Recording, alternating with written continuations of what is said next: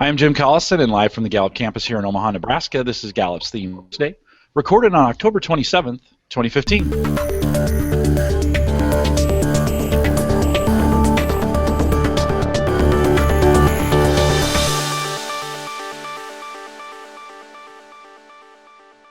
Theme Thursday is a Gallup webcast series that dives deep into the CliftonStrengths Finder themes, one theme at a time. Today's theme is ideation.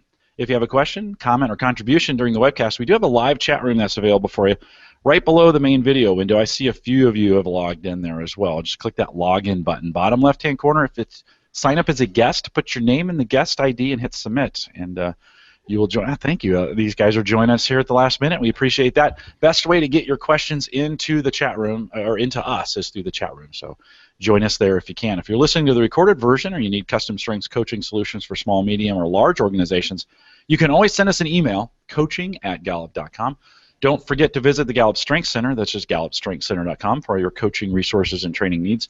You can also catch the video of this. If you want to watch the video, you can, or both a streaming audio or a downloadable audio for offline listening if you want to recapture that time in the car, on a train, or in a plane. A great way to do it on your cell phone or on your smartphone. Great way to do it. Lots of ways to get it done. All that information on how to do it is at the coach's blog. Just go to coaching.gallup.com. Al Winsman is our host today. Al works as a senior learning and development consultant with Gallup here on the riverfront. Al, great to have you back. Not your first Theme Thursday. We had you on earlier with Kurt, but welcome back. Yes, thank you very much. It's really exciting to be here, and this is my first time hosting Theme Thursday. I was a guest expert, and I'm going to put that in quotes, expert around command a while back. So got to talk about command, but really excited to host today's Theme Thursday about ideation. Because ideation is number one in my theme sequence. I have ideation, futuristic, maximizer, strategic, and command. So I've got some ideas, surprise, about ideation and how that how ideation shows up. But really excited to have my colleague Todd Johnson as our guest today to talking about his insights on ideation and how it shows up for him, how he applies it in his role, how it shows up in his life. So really looking forward to our time with Todd and our conversation. Todd, welcome. Good to have you here. Thank you. No, I really appreciate the ask, and I think I have a few ideas to share. We'll see. We'll see. I'm usually here talking about EP10, but I'll bet we can weave that together. I bet we can. So, well, to get started, want to start with a theme overture, if you will, and talk a little bit about ideation, some of the things, some of the aspects of ideation. Ideation is a signature theme. Well, it's about ideas. People with ideation are fascinated by ideas. A new idea makes your day, and so it's one of those themes that really is about asking that question, what if? One of the when we look at the full theme description of ideation, one of the things that really jumps out to me about ideation are these sentences, and that if you're strong in ideation, you revel in taking the world we all know and turning it around so we can view it from a strange but strangely enlightening angle. Don't you just love that? A strange but strangely enlightening angle. You love all ideas because they are profound, because they are novel, because they're clarifying, because they're contrary, and because they're bizarre. And you derive a jolt of energy whenever a new idea occurs to you. Ideas are thrilling. And on most days, this is enough. That's ideation. It's the excitement, it's the energy derived from new ideas. And ideation, when I think of ideation, I really think of three aspects of ideation, and that is creativity, complexity, and connectivity. So the creativity part is that newness, the seeing things from a different light. It is asking what if. Now, the what-if question of ideation is a little bit different than the what-if question of strategic, because both themes ask that question, what if? Strategic asks, what if this happened? It's more about options. It's more about considering options and what if this happens, and what if this happens, and do we have a backup plan, and are we considering all the options? And that's where strategic comes into play. Ideation really doesn't need a plan to ask what if. It's just what if? What if this happened? One of my favorite books of history, and I've got context really low, but the way I get interested in history are the books entitled The What Ifs. The what ifs of American history. Well, what if this happened? Well, what if we had this different outcome? And so that what if question is just kind of turning things around, looking at it a new way, which is a little bit different than the strategic asking of what if. And that's where the creativity comes from. Ideation is creative. It thinks up new things. And that creativity comes, I find, in typically two varieties. There is the blank canvas variety of ideation, and some people, that's the way they're wired. They love the blank canvas. They love thinking up things that have never been thought before, things that have never been done, and really are at their best when they can create something from nothing. But then there's another variety of ideation that really likes to have something to react to. And if given an idea, a concept, a product, they're able to look at it and ask, well, what if we did it this way? What if this happened? So there is kind of the proactive version of ideation, which creates something from nothing, and there's the reactive creativity of ideation, which is reacting to what already is. And what I find is that second is much more prevalent. What's that? Would you argue that second, the reactive, is much more prevalent? Yeah, I would. Steve Jobs didn't create music, right? I would say so. Okay. Yes, I would say it's more reactive. I would say that's much more prevalent. And even though with ideation we can fall into either camp, and there's a little bit of both of us with ideation. I mean, both of those camps. Our preference is more one way or the other. Gotcha. And so that's kind of where that creativity comes from. The next is the complexity. Ideation loves complexity, and ideation loves complexity in a couple of ways, and that is loving complexity for complexity's sake, because it's just interesting. So looking at things that are complex, ideas that are complex concepts, it's just fascinating with ideation to try to unravel that and to kind of put all the pieces together and see how that fits. And complexity is just fascinating for people with ideation. But complexity, the other part of ideation is loving complexity, because people high in ideation have a tendency to be able to make the complex simple. And look for that simplicity in the complexity, and that's the common thread that runs through it. And so complexity is fascinating, but what's even more fascinating is, can I find the simplicity in the complexity and then explain the complex in a way that everybody can understand?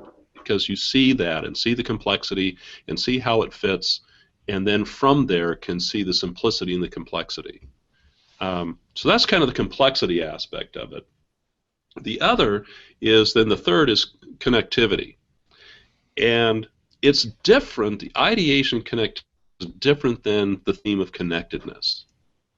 Because connectedness sees the relationships typically between phenomena, people, events, and also cause and effect. The butterfly effect of when a butterfly beats its wings, it changes everything. That's kind of connectedness, and it's more looking at phenomena and people.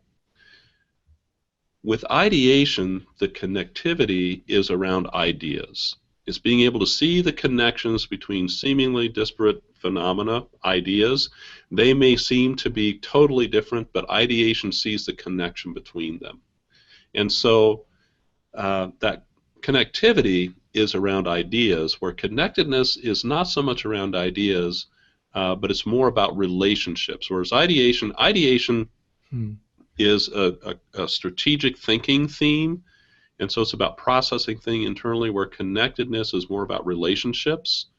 And so we see that difference. But those three, creativity, complexity, and connectivity, are really kind of, I would say, the 3 C's of ideation. The other thing around ideation, as we are kind of bring this overture into a close and start talking more about it with our guest, comes from a story about one of my colleagues who had ideation number 1. And she would say, when I go into planning meetings, I will tell myself, because I have so many ideas, they come like popcorn. They just kind of pop up, that I'm just going to sit quietly and listen in the meeting. Because the ideas come and I feel the need to share them, and not everybody can appreciate my need to share ideas, so I'm just going to sit quietly in the meeting. And she said what happens is after about 20 minutes, I find myself gripping the edge of the table to keep quiet. And eventually I have to speak up because the ideas just keep coming. That's ideation. One of the things I find with ideation that I love about ideation is I'm never bored, because there's always something new and fascinating to think about, and so it's just fascinating. A couple of other things about ideation, some statistical things around ideation. Ideation, when we look at the over 12 million people who've taken StrengthsFinder, ideation shows up at number 15 on that list when we look at the theme sequence. Ideation is 15. About 14% of those who've taken StrengthsFinder have ideation in their top 5. So what that means then is about 1 in 7 will have ideation there in their top 5. So that's kind of what we look at with ideation. It's really kind of that new idea makes your day, the thinking. So with that, let's turn things over, and we'll just have a conversation now with our guest, with Todd Johnson. Todd, welcome. Welcome, thank you. So just a little bit about yourself, your role here at Gallup, and introduce yourself to our listeners. And Jim said I get 20 minutes for my introduction. Is that how we're scheduled? At least you can take 25. That'll get edited out so fast your head spins. About 2 I yank you, by the way. I just celebrated my 20th anniversary. Congratulations. And I loved your overture, by the way, and I literally had goosebumps, and I want to come back to a bunch of points. Yep, 20 years. The first 10 years, I've always kind of been the entrepreneur in residence, but I headed up our business in Latin America. I thought that was a good idea. Maybe we'll talk about that later. And being a little ahead of our times, I've joked with people that some have said, you don't know what it's like running a nonprofit. I said, oh, yes, I did. I was the head of Gallup Latin America for 10 years. In the last 10 years, just kind of rounding the dates, I've been tasked with trying to create or maybe turn ideas into products that actually customers value. We put that under the umbrella of job creation and entrepreneurship. Hopefully some of the coaches know me as kind of the EP10 guy. That's how I've visited this program in the past, and have had a tremendously engaging experience literally trying to take ideas and manifest them into things that are valuable, and impactful. I got to tell you, again, your overture was beautiful. I hadn't heard. We didn't practice this call, so this is all this is all fresh, folks. The complexity part really touched me. I love the complexity. The complexity of trying to build Gallup companies in Latin America with the regulations and the cultural issues and the currencies, and in a few places we had to dodge bullets, and I mean just the complexity was awesome. It was engaging. It was invigorating. So just love being asked, and again, it's so much fun to watch our science manifest in our daily lives. I can't just separate ideation within work. I've got 3 teenage boys, a wonderfully creative and artistic wife, some hobbies. Ideation is everywhere, right? Can't turn it off. So how do you, when you take a look at that, let's kind of zero in a little bit. What does your ideation look like? Where does it show up? How does it affect you? Yeah. I know I shouldn't go right to the basement, but I might do that. Al, you can yank this I'll back bring you back up, but go ahead. if it goes wrong. It can be exhausting. Mm-hmm. I was as I was laying awake in bed last night, having been just to Europe and jet lagged, and having been to the World Series games, so I was literally running on no sleep. And I couldn't sleep because I was having a lot of ideas about today, about EP10, about some clients and projects. You're never bored. You're never alone. I've never been alone because I've got my ideas. It's 99% blessing, but it can be 1% curse. Mm-hmm. I'll never forget. I was with a guy. His name was Jose, in Mexico, like 15 years ago. We were working on this big project, and I said, I'm going to have so much trouble falling asleep tonight. And he goes, oh, I just turn off my mind. And I said, wait a minute. How do you do that? He goes, well, I just clear it so there's nothing in there, so I go to sleep. And that conversation, literally 15 years ago, still haunts me. How do you? I can't turn off my mind. Yeah, can you? I'd like If you to know can't, this. throw No, me a bone here. Yeah. Hey, well, I have a few techniques that I've used that work, but you can never really turn it off. It's just always there. Yeah, even in college, I went to see sleep therapy folks, and your body's a glass vessel with orange warm fluid, and because good sleep means turning off your mind, and I love my mind going. I don't want to turn it off. So it manifests across everything. If I even remotely answered your question now. Yeah.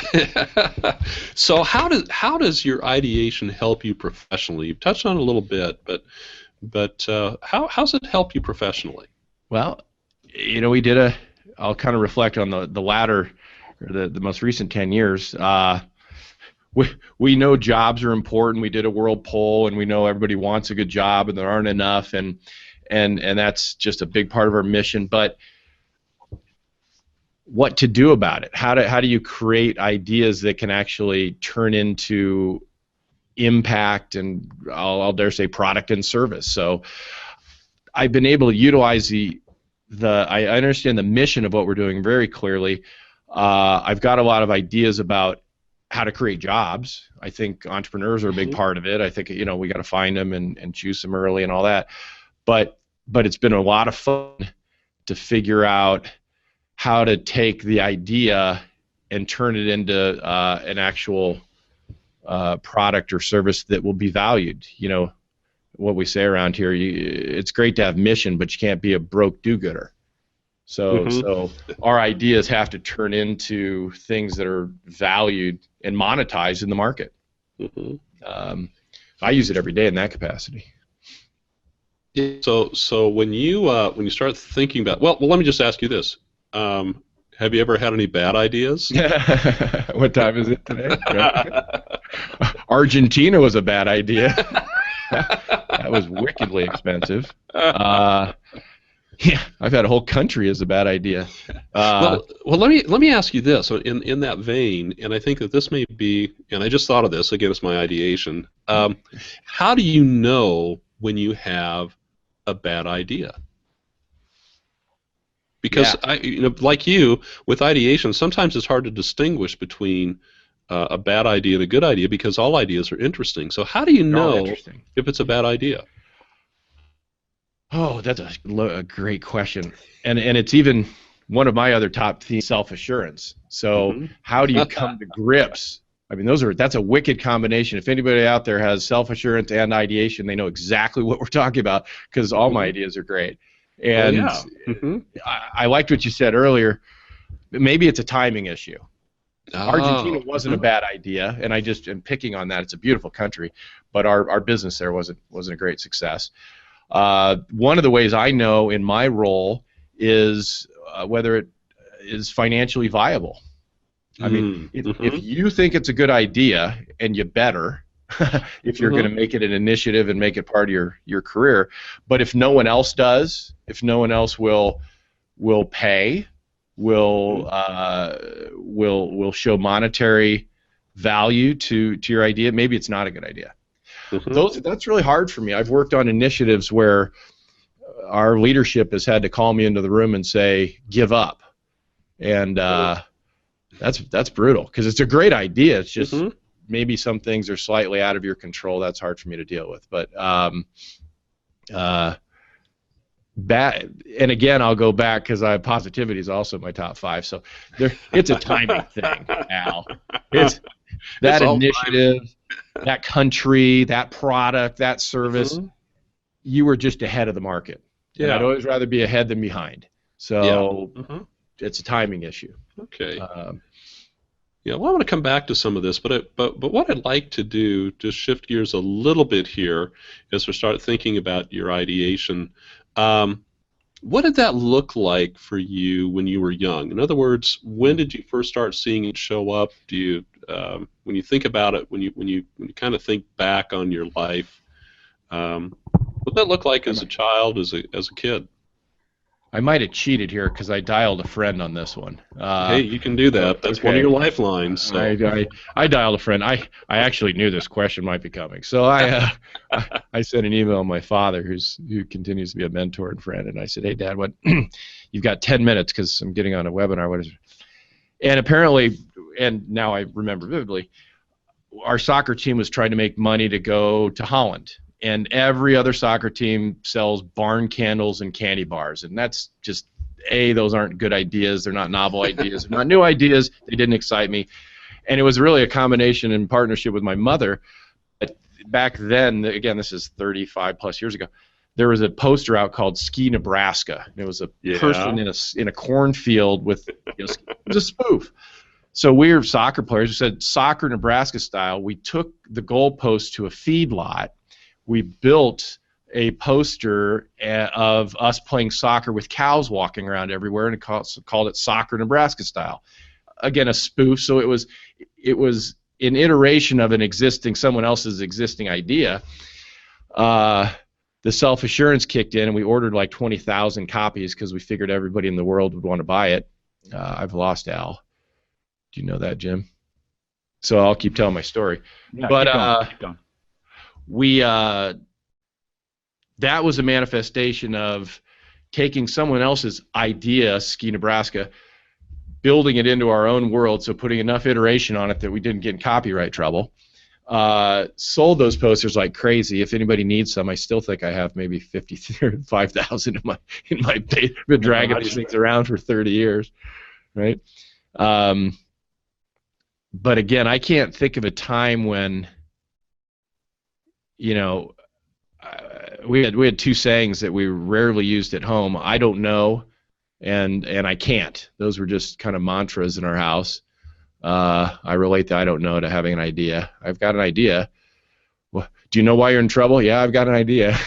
Todd, did that ever frustrate your parents, though, at times when because I know Ideation's 7 for me, and I'm an idea guy, and I roll them off on command. People, in fact, some of my partners come to me and say, "Hey, I need some ideas. Can you help me?" As a kid, when those aren't necessarily mature, I know sometimes maybe I came up with too many ideas, or my parents said, So how do you think a parent helps their child who has high ideation?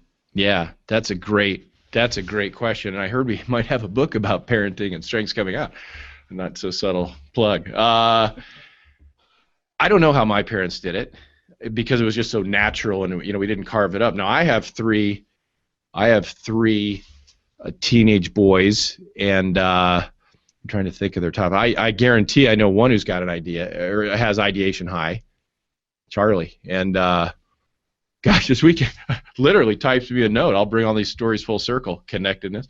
Hey, Dad, I've got an idea. The Mets are playing in the World Series in Kansas City, and I'm a huge Mets fan. Kind of a passive, subtle, aggressive idea. And the text exchange is really kind of fun because it started with I have an idea, and he's blessed with them. I liked Al's earlier question. Are there bad ideas? Yeah. There are. Yeah, I wanted to jump in, and since I have the mic now and I can, I don't think we dug deep enough into that when we think, how do we know it's a bad idea? And I've often found, I come up with a million different ideas for people to do things on, but I really do think for us ideators, metrics are super important in what we do, and not just capturing just not doing it just to do it. I also think that high ideation needs to be kept in check by a committee sometimes. You need to have other people kind of validate those ideas. I don't know about you, and maybe talk about this, but every idea seems like the best idea I've ever had when I first have it. Right? Yeah. And again, there's different places along our life journey that we manifest ideation. You know, it's one thing when you're volunteering on your kid's sports team, and it's a very different thing when you're in a business setting. I think let's focus on that, because we as coaches are running businesses, or we're coaching people who are running businesses. So in the business context, I think there's as much danger, quite honestly, to wild ideation than the upside. It focus, and this conversation obviously could spend a little time, and validation. Most entrepreneurs, I get into my comfort zone here, but a lot of entrepreneurs love their idea, but no one else does. Well, guess what? You shouldn't get funded. You're not going to get funded, and you're ultimately not going to build a business, because you're in love with your idea. And then you watch some of these entrepreneurs who don't know when to let go of their idea, or we hear it being equated to their kids. They can't let go of their kids. This is my baby, my baby. Well, there are times that others need to step into the business equation and kind of take it forward. So I think it can haunt. High ideation, love for ideation can haunt companies if they're not careful about it, especially young and startup. Todd, you and I both have high positivity and ideation high. Yours is a little bit higher than mine. I think it's 7 for me, very intense. So we're able to kind of cope with the ideation positivity when we're told that's a terrible idea. But what kind of advice would you give to someone? Al's back. Al, welcome back. Coming in. I've been holding down. Al, can you hear us at this point? I am back. Okay, good. Let me finish this question. Okay. You can take it over. Take it back over. But Todd, what kind of advice do you give to someone who has high ideation but maybe doesn't have that positivity paired with it, and when they get told it's not a great idea, how have you seen great ways to meet? Well, sometimes that's sometimes the most humane, both literally and figuratively humane thing you can do to an entrepreneur or small business who's chasing down a bad idea. The metric piece, the measurement piece that Al was touching on, I mean, that's an obvious one. Talking about it being too soon, or not everybody's as smart as you. What a curse. The marketplace isn't ready for your genius. There's a lot of positive, easy, gentle ways to say your baby's ugly. But if in fact the baby's ugly, I think our job, it's humane, it's noble to let someone know it's time to find a new idea, a better or one that the market might be ready for. I've done that coaching with entrepreneurs who, gosh, they have beautiful entrepreneurial talents and just a bad idea. And it's hard, but it can be done. And it's the right thing to do. Saying it's great, keep going, spend all your money and go broke, there's no nobility in that. Al, along those lines, we had a question while you were out. What pairs well with, when we think about ideation, what are some of the themes that pair well with ideation out of our database? Yeah, good. So when we think about it, and what shows up in our database the most is strategic. Strategic tends to show up in the top 5 with ideation. That's the most likely pairing, which kind of makes sense because, again, they're both thinking themes. Ideation has the idea. Strategic is how do we get there? How do we make it a reality? And what would it look like if? And what are the options of carrying that through? So it's not surprising that it shows up the most there. It shows up the least with consistency, which makes sense because if ideation loves complexity, consistency loves standardization and bringing it down so we've got a sameness about it. And ideation really doesn't like sameness because it's looking for kind of the complexity and the way things are different in ideas. So it makes sense. So if those two show up together, that's a really interesting pairing. So I think about it, and I'll just kind of offer this. I need some partners who can help turn my ideas into reality, who can really kind of flesh out the details, who maybe have some focus, because I don't know about you, Todd, but I can tend to get distracted easily. Yeah. Says, oh, that's interesting. Oh, so's that. And if we're really going to accomplish something, I need partners with focus, and I find that works really well. What about you as you think about your ideation and who are your best partners? It's almost like you can look at my little my intensity report over here. Couldn't agree more on the focus. Self-management, or at least I appreciate having a fair amount of achiever and activator. I don't want to start off on speech mode here, but ideas are kind of a dime a dozen, to be flippant, and until they manifest and become something viable and in the business setting tangible and marketable, who cares? If you think about ideas and innovation together, we got plenty. There's countries, there's no shortage of innovation, no shortage of ideas, but in terms of taking it the next step, the achieving, the activating, the focused component. So the EP10 team, and the beautiful focus and achiever that a lot of those members bring. Critical. Consistency's way down at the bottom. I know it's important to some, but not to me. Didn't we used to measure ambiguity tolerance back in the day, Al, and somehow that fell off? Yes, yeah, we did, and we still do, I think, in some of our selection instruments. I love ambiguity. Oh yeah, and I think you're right on it, because I think ideation loves ambiguity. Love it. Because it's so interesting. Yeah. Oh, and the harder the better. And so what's really tough is when you have team members who can't stand it, and empathy is, of course, number 36 for me. So I don't understand how you got that one, Jim. Nobody else did. It went right over. I got it. But I got it. That's a low. There's 34. Al's like going, oh my gosh, he doesn't know how many there are. It's a low one in the Gallup database. Okay, old stuff. But hey, so you talk about those some strategic partners that you need and that show up. Thinking about your work in the EP10.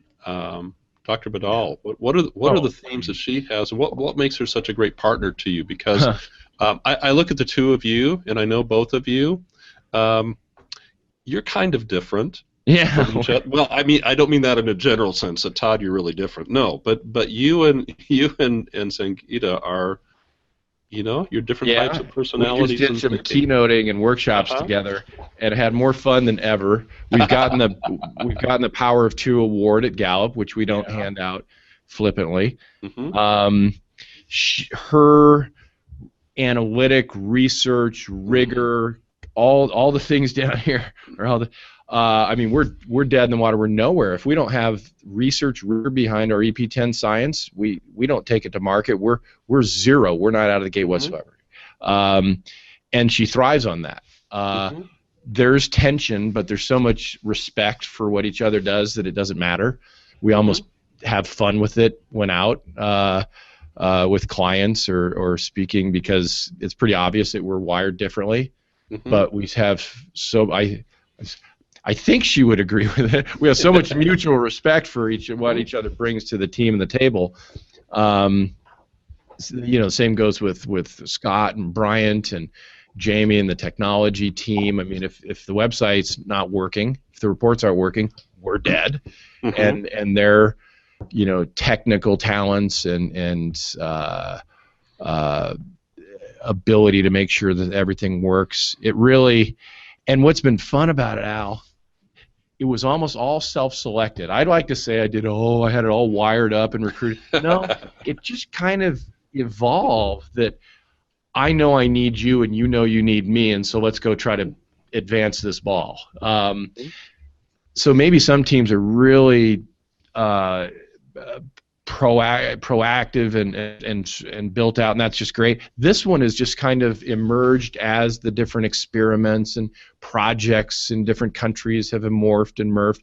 So we all kind of self-selected and ultimately, built concrete roles on the team, but it wasn't orchestrated unless they're doing it, and I don't know. You know, I hear a lot there, and I want to kind of tease out some of this. Is some of the things I'm hearing. Is that you need partners, and I resonate with this because I do too. Partners who are more detail, process oriented, who can take that idea and say, yeah, I see the merit in this. However, we've got to get some research, we've got to get some data behind it, we've got to prove that this is a good idea, and not only that, we have to build systems around it. Yeah, I've often, not to be completely flippant, and have to do actually the hard work. Yeah. Yeah, we need people around that can do the work. The ideas and the generation, that's easy, but again, of no value if that group of talent doesn't circle on it.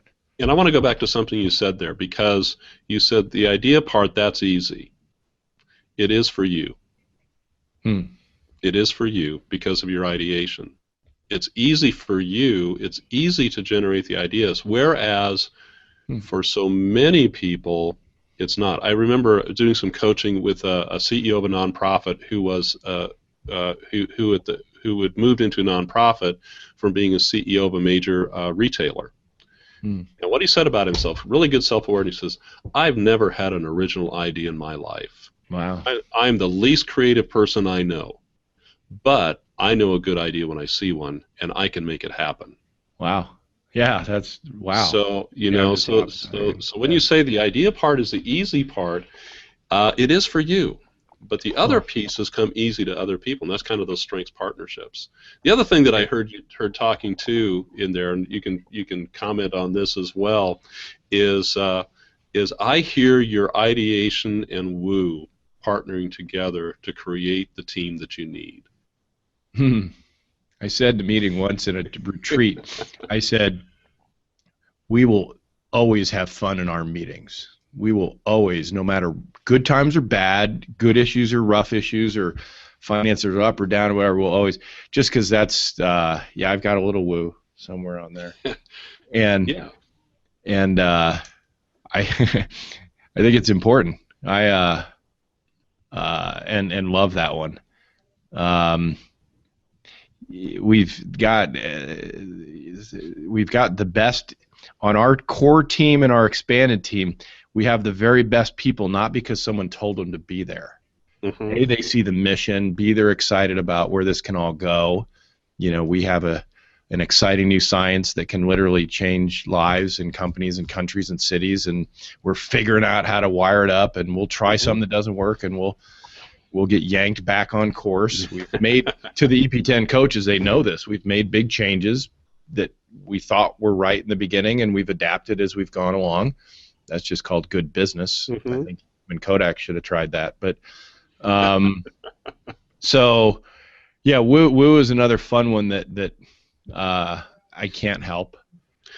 Well, and I think when you partner that with your ideation, that really is a very, very, it really helps people see the power of ideas.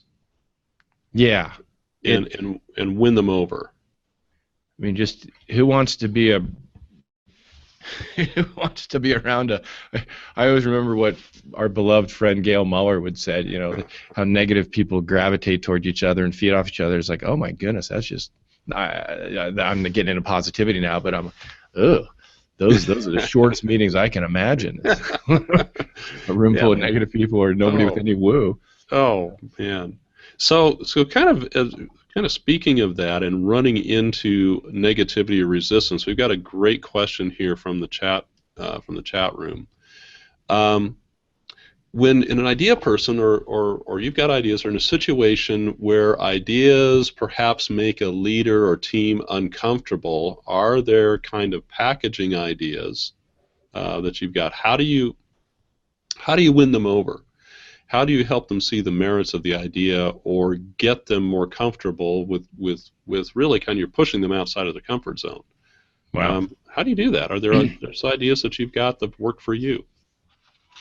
This is maybe going to get in trouble, get edited out, but I have a little expression on our teams that I always say, you guys, we're not operating on small children.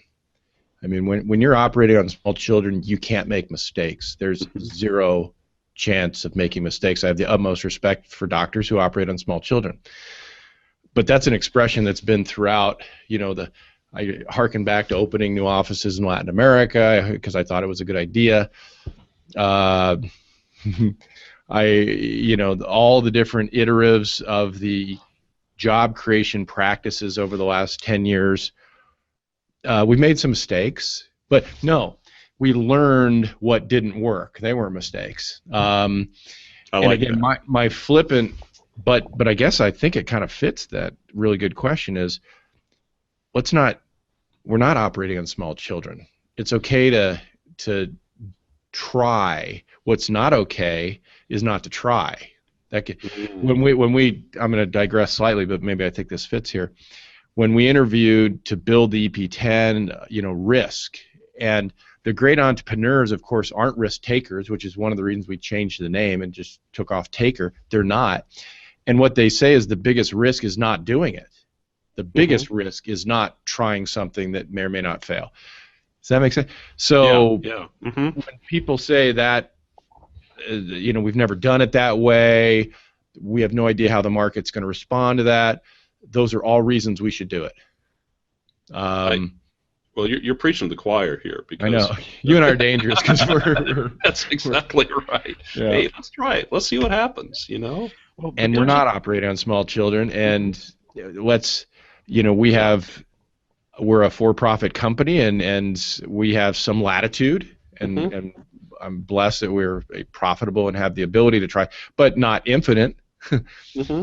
If a given market or a given product doesn't make sense to our shareholder, we shouldn't do it. That's wrong. So,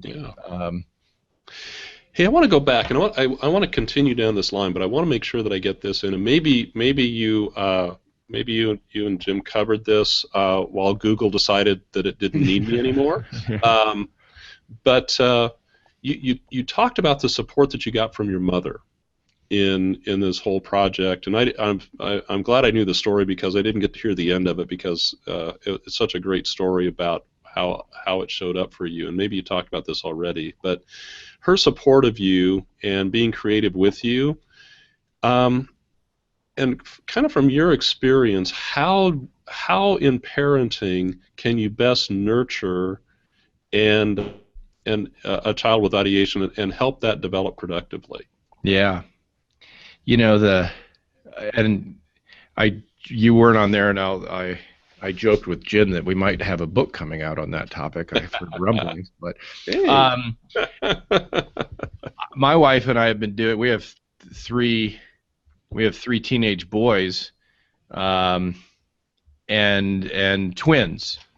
And boy, when I get into this, I'm going to digress slightly, but when you get into this nature versus nurture issue, they're 18 months apart, the twins and their big brother. So we have a mass of 3 boys. There was no individual development whatsoever in our house. We couldn't.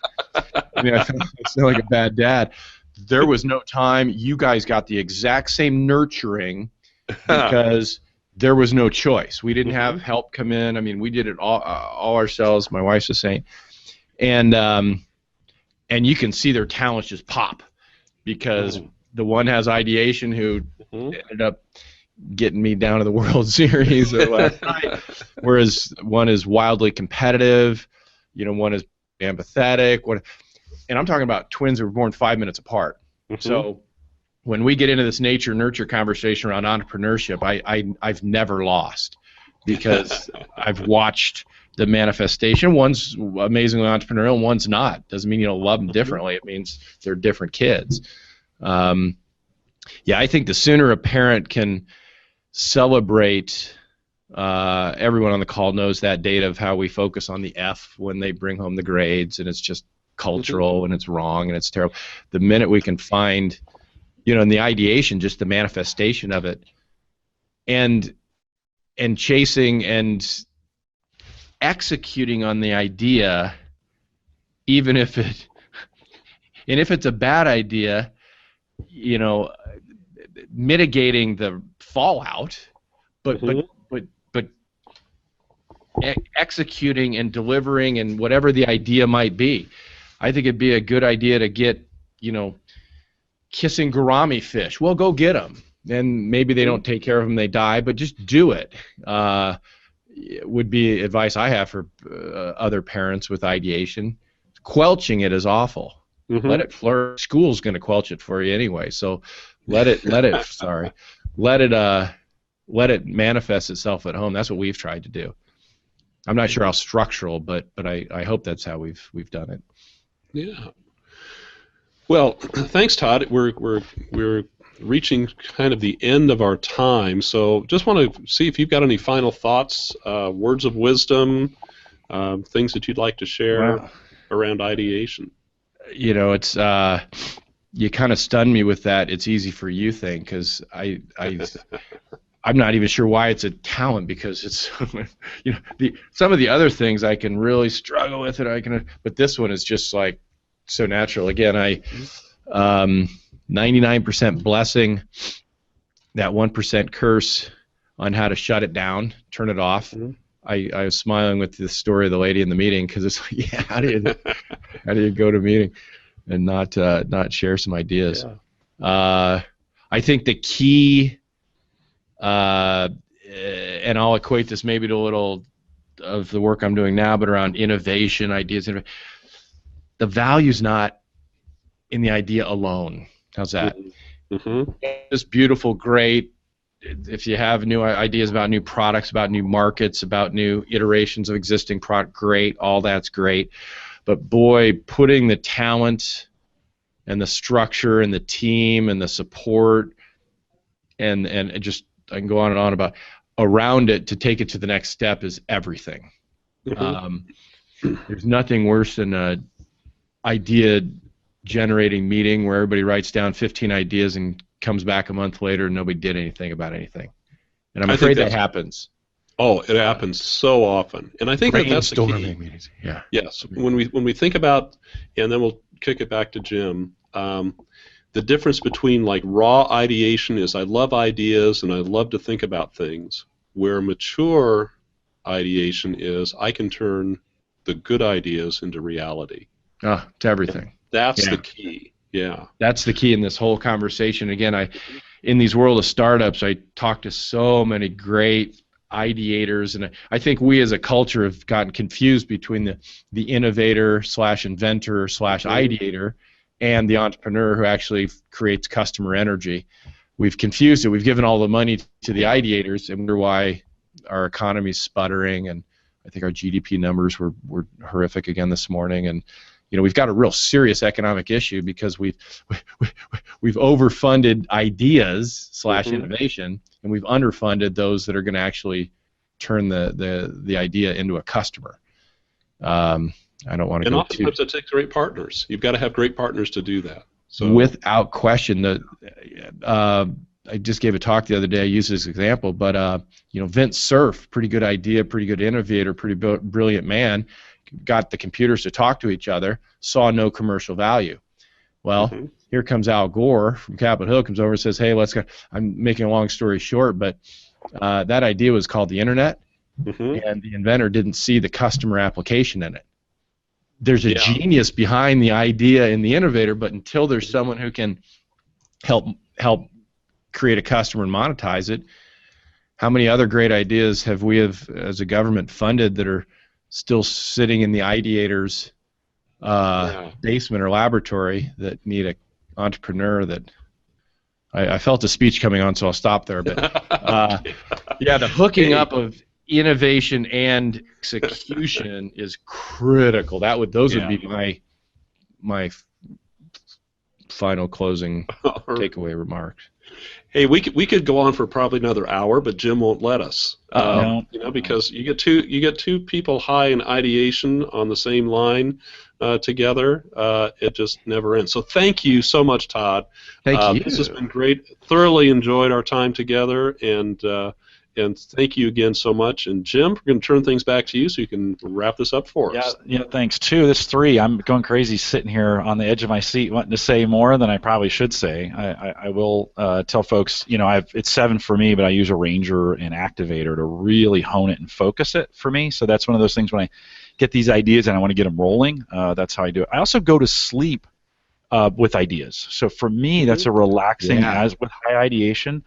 If I'm having trouble sleeping, I come up with a problem, and then I just start ideating right Gotta before I go interrupt. to bed. Yeah. Do you program your dreams? Because I can program my dreams No, not to that try good. to. I'm trying to figure out whether those hours get on the timesheet.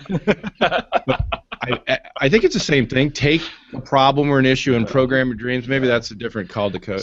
Sometimes for me, it's just the act of creating solutions is relaxing, and so that is what puts me to sleep. So I know for me, it's one of those things I like to do because I'm relaxed by it. That's not the same for everybody, but a great time for me to sit and just kind of come up with solutions. So that's what I do as well. You might, Carol Ann says, thanks, saying what we're thinking in our heads. And so if she's out there and you're listening to this, we want to say thanks for listening today. We want to remind you to take full advantage of all the resources we have available at the Gallup Strengths Center, just gallupstrengthscenter.com. You can send us your questions or comments if you'd like to be a guest blogger as well. We're looking for those. We don't take everybody, so you have to kind of try out for the team. But send us an email, coaching@gallup.com, and put blogger, guest blogger in the subject line, and we'll pull those out and get back with you on your ideas. You can also catch the recorded audio and video of this show as well as all the past ones at and all the links to our Facebook group and YouTube page and iTunes links and RSS feeds and all those other great ideas that we have for you, iPhone apps, the Android apps, all that stuff is available on our coaches blog. Just go to coaching.gallup.com.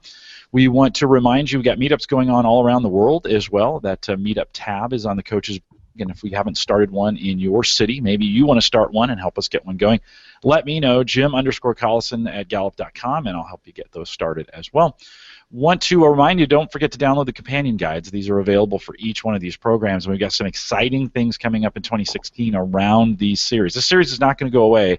We're going to wrap it in December, but we're going to spend a whole bunch of time in 2016 talking about it, so pretty excited about that as well. If you found this helpful, we want to remind you to please share it out there, share it through LinkedIn, Facebook, Twitter, whatever you do, and we want to thank you for joining us today, and we'll look forward to the next Theme Thursday, and with that, we'll say goodbye, everybody.